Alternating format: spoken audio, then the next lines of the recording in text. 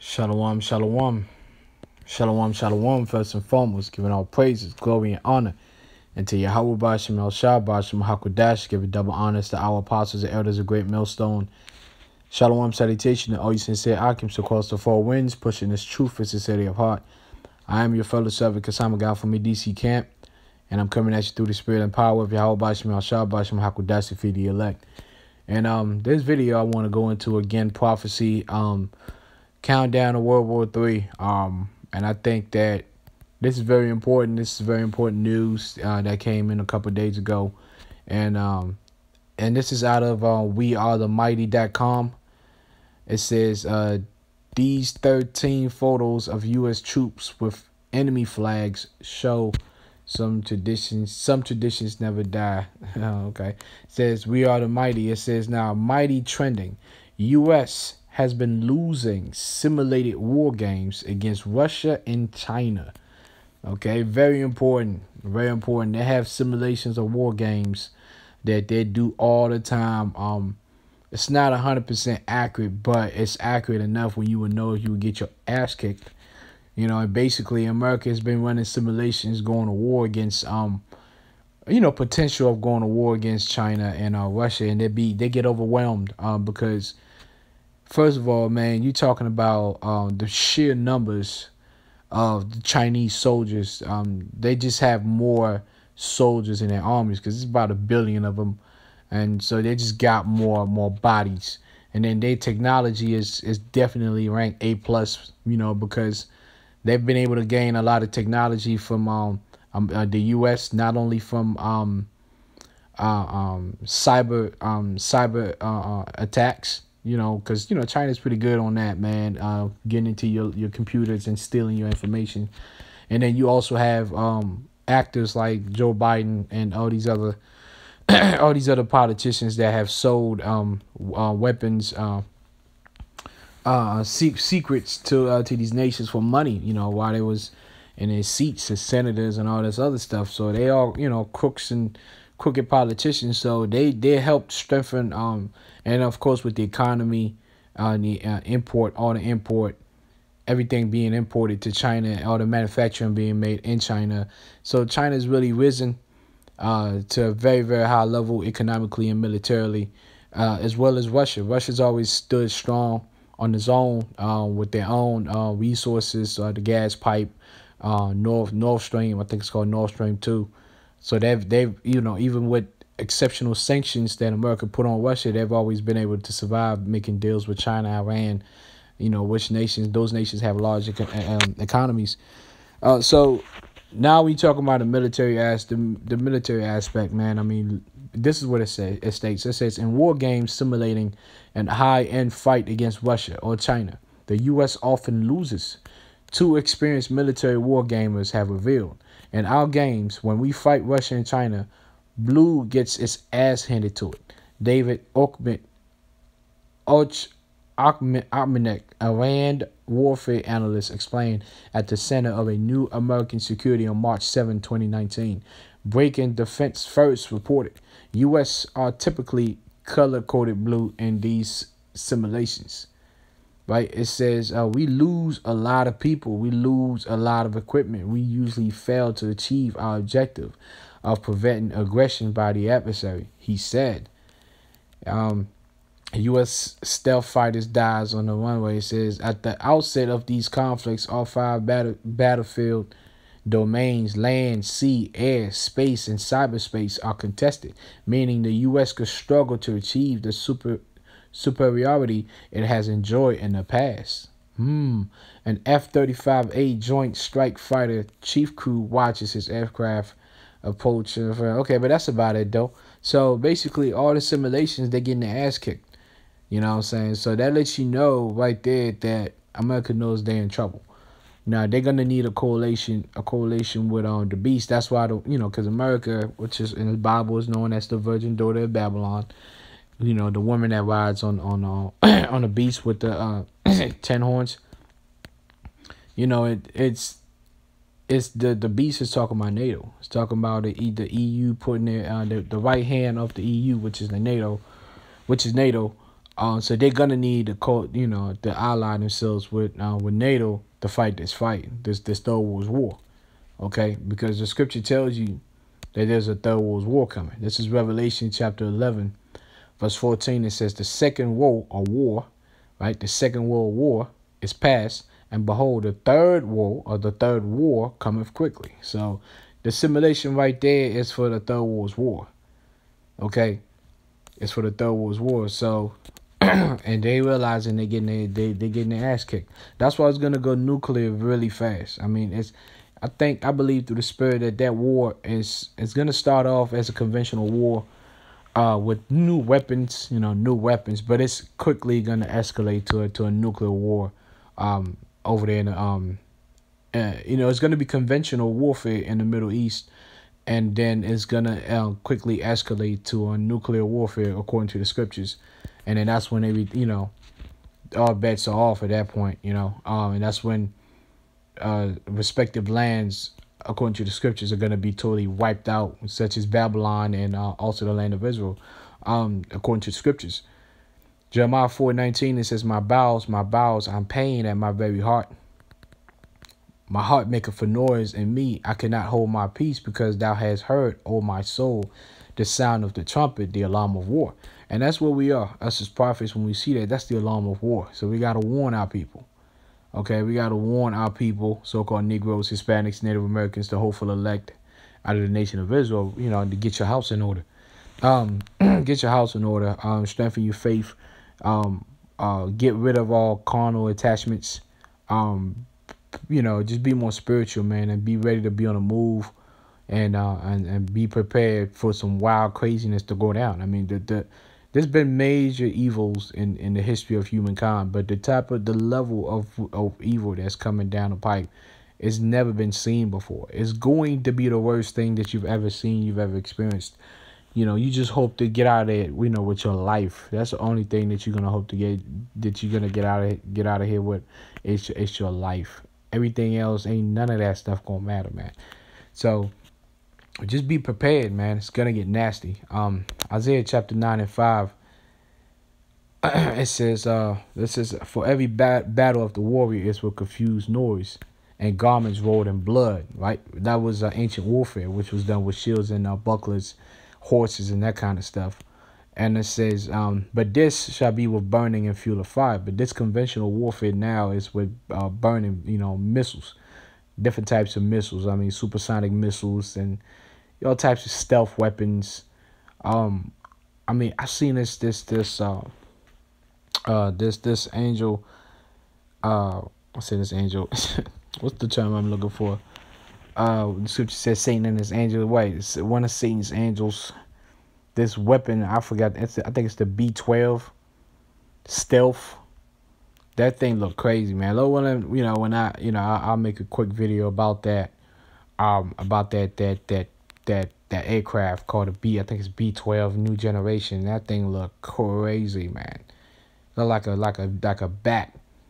Yeah, that's what it looks like, man. Esau, boy. But over all that technology, he still gets his ass kicked, because the opposition has the same technology, because the weapon manufacturers, they sell their weapons not only the military industrial complex, they sell their weapons not only to the United States, but they sell their weapons to the buyers. Whoever has got money, they sell their weapons to. They're warmongers, So if you got the money and you want the weapons, they'll sell it to you. America doesn't have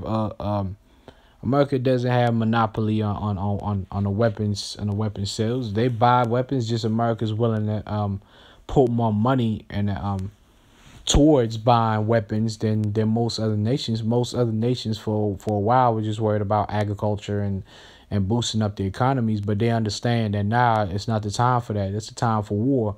It's the time to beat your plowshares into weapons, man, into weapons of warfare. All right, so let me see. So Isaiah.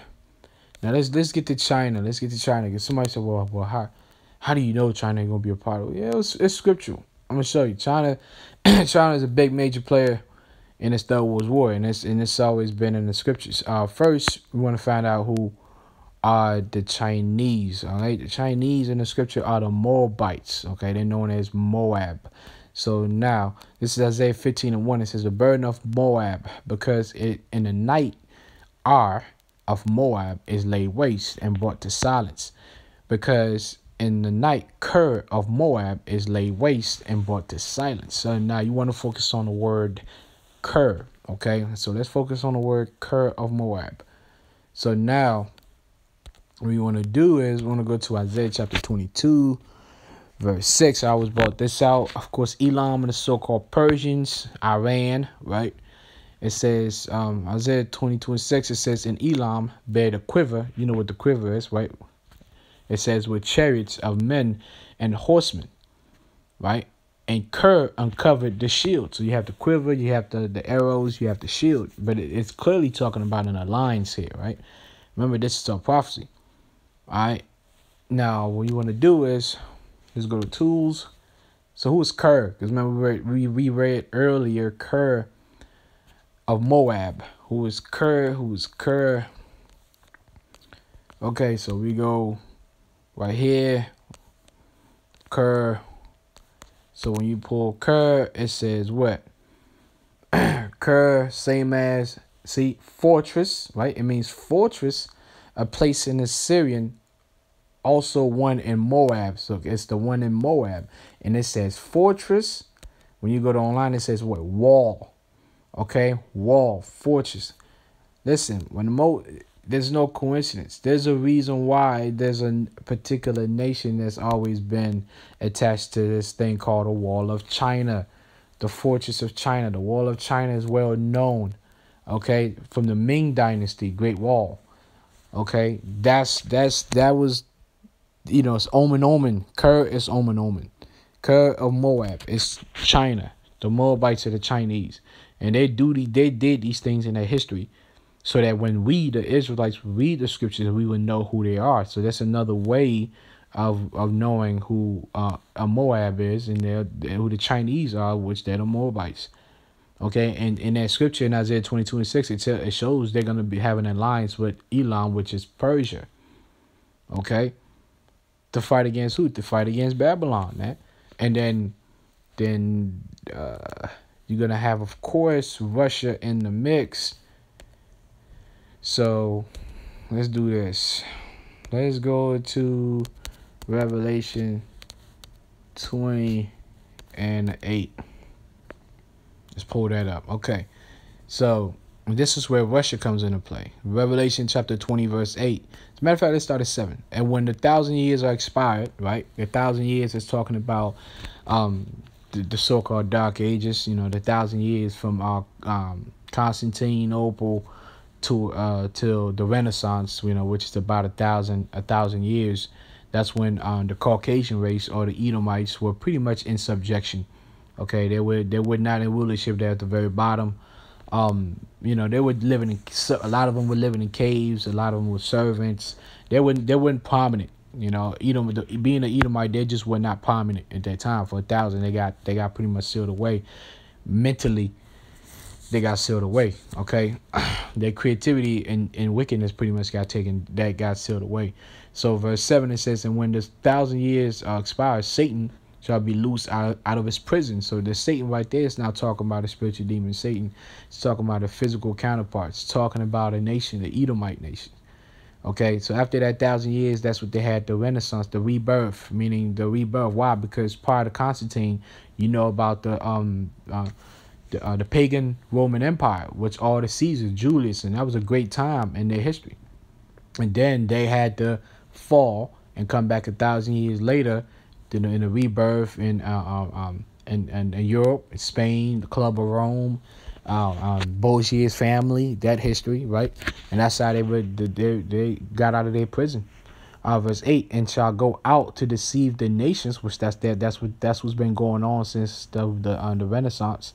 It says, nations which are in the four quarters of the earth, the four corners, right? Deceiving the nations with their philosophies and democracy.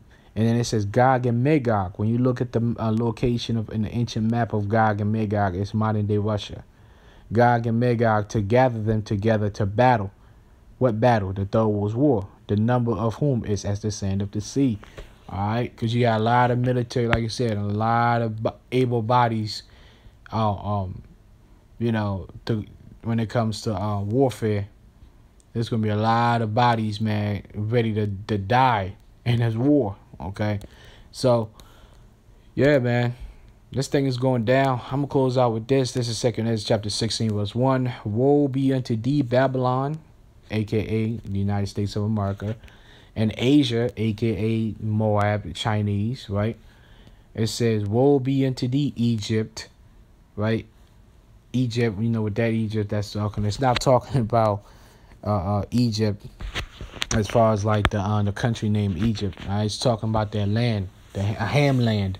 Why? Because in the Third World War, it tells you that northern Africa and Central and Southern Africa, they're going to be involved. You know, they're going to give they're going it's in Isaiah, it's in Ezekiel 38. You know, it tells you that it says Ethiopia and Libya. There you go, Ethiopia and Libya joining with Elam, Gog and Magog, and of course Ker. It doesn't say Ker in Ezekiel, but you know that coalition. And then you got Syria over there in the Middle East. Those nations in the Middle East that are gonna partner with Elam. All right, Elam and the Russians and the Chinese. It says, "Gird up yourselves with clothes of sack and hair, bewail your children and be sorry, for your destruction is at hand." Right, because in the Third World War, that's going to take place in the Valley of Jehoshaphat. A lot of people are going to die. You have civilians are going to get caught in this war. Soldiers are going to die. It's going to be crazy. All right, it's going to be a draft. Not only here in America, it's going to be a draft all over, man. It's the Third World War, baby. You know, all hands on deck. A sword is set upon you, and who may turn it back? That sword is the Third World War. Okay, it's the Third World War. A fire is sent among you, and who may quench it? And that's some thermonuclear missiles that are gonna be shot off. You know, when that war kicks, gets to the climax. Plagues are sent unto you, and what is he that may drive them away? All right. May any man drive away a hungry lion in the wood, or may anyone quench the fire in stubble when it has begun to burn? May one turn again the arrow that is shot of a strong archer? There you go. What's the modern day arrows? Those missiles. The mighty Lord sendeth the plagues, and who is he that can drive them away? See that? And then you could keep on reading, man. The Lord is basically saying, I'm bringing this Third World War, and you can't stop this. Why? Because this Third World War is judgment for you nations, for the captivity of my people Israel, man. So with that, hopefully you brothers, will edify. Shout double honors to our apostles and elders of great millstone. Shalom salutations. You sensei Akims cross 4 winds. Stay strong, stay faithful. Shalom.